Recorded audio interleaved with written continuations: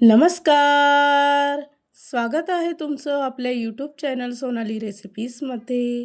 तर आजची खास रेसिपी आज आपण बनवणार आहे होळी विशेष कुरकुरीत अशी ओल्या नारळाची करंजी. खूपच टेस्टी आणि खूपच सोपी रेसिपी आहे. चला तर मग या रेसिपीसाठी लागणारे संपूर्ण साहित्य व कृती पाहून घेऊ. होळी विशेष ओल्या नारळाची करंजी बनवण्यासाठी इथे आपण त्याचं पीठ मळून घेऊ. तर त्यासाठी एका भांड्यामध्ये 1 वाटी रवा घेतला आहे. त्याचबरोबर ज्या वाटीने रवा घेतला त्याच वाटीने 1 वाटी मैद्याचं पीठ घ्यायचं आहे. अर्धा छोटा चमचा मीठ घ्यायचं आहे. 2 चमचे कडकडीत तापलेलं तूप घ्यायचं आहे किंवा तेलही घेऊ शकता. त्यानंतर सर्व मिश्रण मिक्स करून घ्यायचं. अशा पद्धतीने अगदी एकजीव झालं पाहिजे. तुपामध्ये पीठ चांगलं एकजीव केलं की करंजी चांगली कुरकुरीत तयार होते. थोडंसं पाणी टाकून याचं पीठ मळून घ्यायचं आहे. पीठ मळून झालं की अर्ध्या तासासाठी झाकून ठेवायचं. ओल्या नारळाची करंजी बनवण्यासाठी इथे मी 1 नारळ किसून घेतला आहे. त्यानंतर एका पॅनमध्ये 2 मोठे चमचे साजूक तूप घ्यायचं आहे.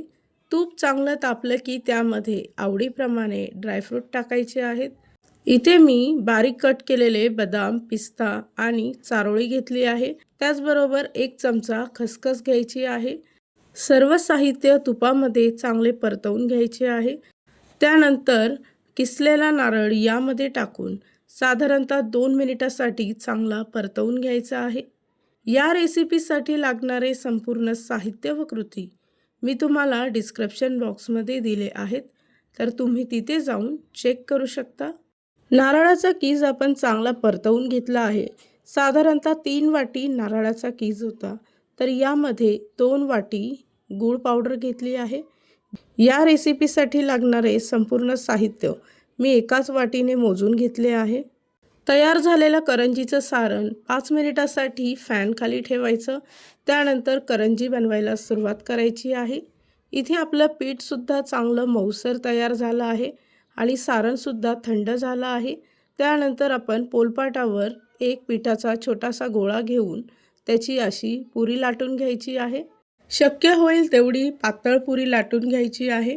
यामध्ये 2 चमचे सारण भरून पुरीच्या आजूबाजूच्या कडा चिटकवून घ्यायच्या आहे आणि हलक्या हाताने प्रेस करून घ्यायचं.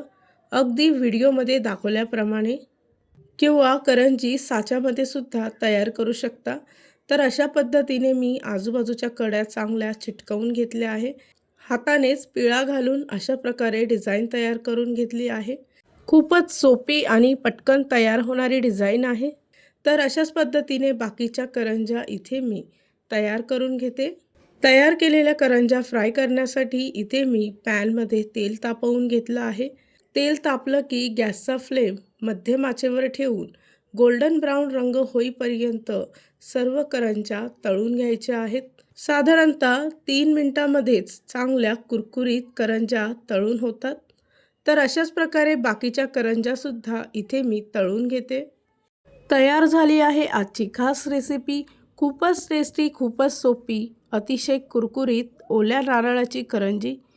इथे मी तुम्हाला एक करंजी तोडून दाखवते. तुम्ही पाहू शकता की अतिशय कुरकुरीत अशी ओल्या नारळाची करंजी तयार झाली आहे.